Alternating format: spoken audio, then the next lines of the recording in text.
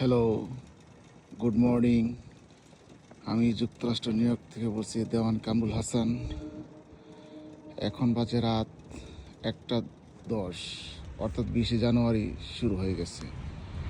আজকে new York শহর বরফে ঢাকা, অর্থাৎ তুষারপাত। পুরা শহরটা আজকে বিকাল থেকে রাত পর্যন্ত এই তুষার পড়িতেছে। হ্যালো ভিউয়ার, আপনারা জানেন গত 5 আগস্ট এক জঙ্গি অভ্যুত্থানের মধ্য দিয়ে সারা দেশ জুড়ে অবৈধ অসাংবিধানিক দখলদার সরকার ইউনূস এবং তার উপদেষ্টা ঘংরা এবং সমন্বয়করা সারা দেশে তাণ্ডব চালিয়েছে। গণহত্যা, গণনির্যাতন, গণধর্ষণ, জানমালের নিরাপত্তাহীনতায় পুরা দেশ আজ স্তব্ধ। বাংলার আকাশে বাতাসে আজ লাশের গন্ধ।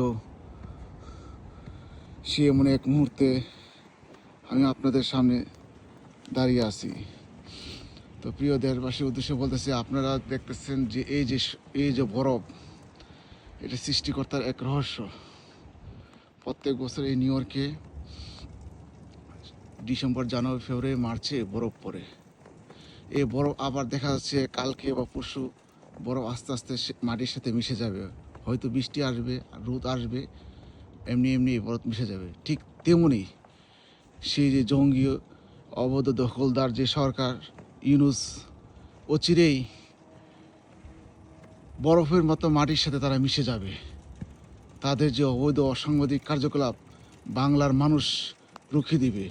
আর তাদের যে সহযোগী স্বাধীনতা বিরোধী 71-এ মহান মুক্তিযুদ্ধে 30 লক্ষ লোক এবং 2 লক্ষ মা বোনকে হত্যা করেছে সেই জঙ্গি জামাত, তাদের সেই সহযোগী ইনশাল্লাহ বাংলার মাটিতে গণতন্ত্রের মানুষকণা দেশরত শেখ হাসিনার নেতৃত্বে আবার ঘুরে যাবে এবং তাদের সেই অবৈধ অসাংবিধানিক বিচার বাংলার মাটিতে হবে। জাতির পিতা অপমান করি সারা দেশে হত্যা, লুণ্ঠন, দর্শন, সাধারণ মানুষের উপর যে হামলার সেই নির্যাতন, এগুলোর বিচার হবেই হবে। জয় বাংলা, জয় বঙ্গবন্ধু।